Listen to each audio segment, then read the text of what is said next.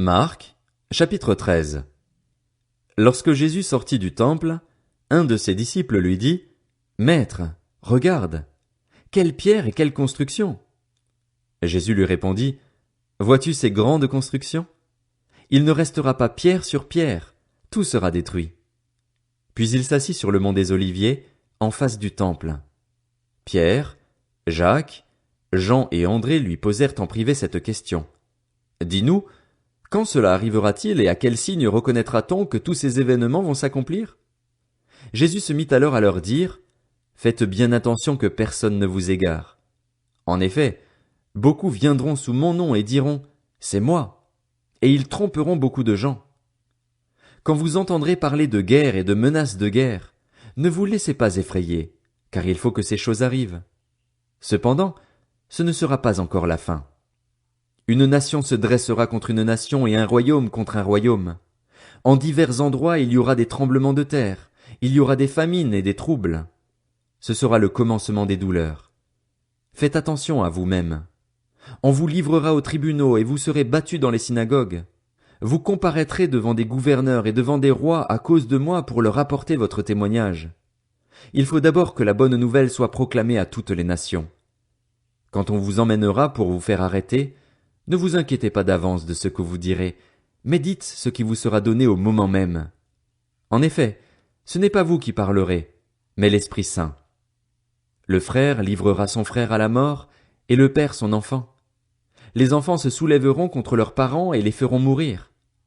Vous serez détestés de tous à cause de mon nom, mais celui qui persévérera jusqu'à la fin sera sauvé. Lorsque vous verrez l'abominable dévastation, dont a parlé le prophète Daniel, établie là où elle ne doit pas être, que celui qui lit fasse attention. Alors, que ceux qui seront en Judée s'enfuient dans les montagnes, que celui qui sera sur le toit ne descende pas et n'entre pas dans sa maison pour prendre quelque chose, et que celui qui sera dans les champs ne retourne pas en arrière pour prendre son manteau. Malheur aux femmes qui seront enceintes et à celles qui allaiteront durant ces jours-là. Priez pour que cela n'arrive pas en hiver, car ces jours-là, la détresse sera telle qu'il n'y en a pas eu de pareille depuis le commencement du monde que Dieu a créé jusqu'à présent et qu'il n'y en aura jamais plus. Et si le Seigneur n'avait pas abrégé ces jours, personne ne serait sauvé. Mais il les a abrégés à cause des élus, de ceux qu'il a choisis. Si quelqu'un vous dit alors, « Le Messie est ici » ou « Il est là », ne le croyez pas, car de prétendus Messies et de prétendus prophètes surgiront.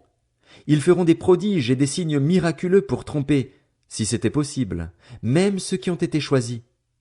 Soyez sur vos gardes. Je vous ai tout annoncé d'avance.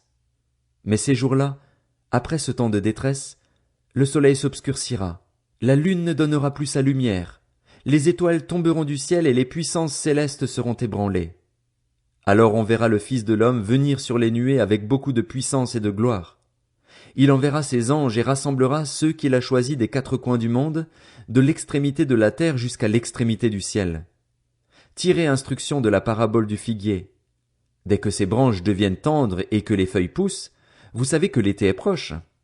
De même, quand vous verrez ces choses arriver, sachez que le Fils de l'homme est proche, qu'il est à la porte.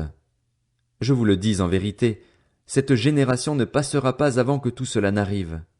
Le ciel et la terre passeront, mais mes paroles ne passeront pas. Quant au jour et à l'heure, personne ne les connaît, pas même les anges dans le ciel ni le Fils. Le Père seul les connaît. Faites bien attention, restez en éveil et priez, car vous ignorez quand ce temps viendra. Cela se passera comme pour un homme qui part en voyage.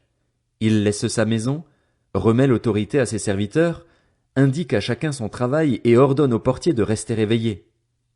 Restez donc vigilants, car vous ne savez pas quand viendra le maître de la maison. Le soir, ou au milieu de la nuit, ou au chant du coq, ou le matin.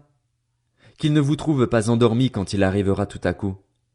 Ce que je vous dis, je le dis à tous, restez vigilants.